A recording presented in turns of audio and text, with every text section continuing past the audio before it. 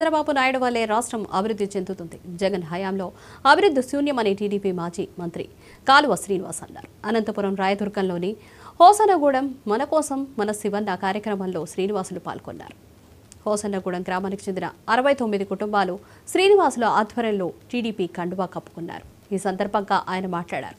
చంద్రబాబు పాలనను గుర్తు చేసి ప్రశంసించి వైసీపీ పాలనలో అభివృద్ధి జరగలేదని విమర్శించారు. ఈ కార్యక్రమంలో టీడీపీ నాయకులు, కార్యకర్తలు తదితరులు పాల్గొన్నారు.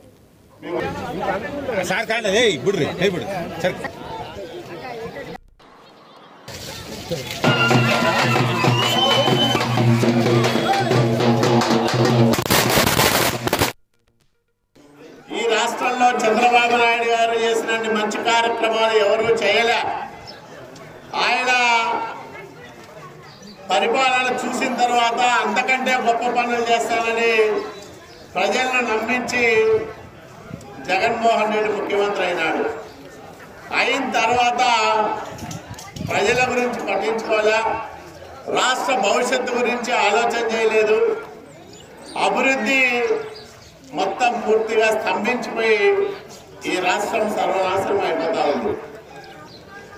గాడిలో పెట్టగల సమర్థత, ఈ రాష్ట్రాన్ని మళ్ళా బాగు చేయగల శక్తి ఒక్క చంద్రబాబు నాయుడు గారికి ఉందని నమ్మి ఈరోజు అనేక మంది తెలుగుదేశం పార్టీలో చేరుతా ఉన్నారు.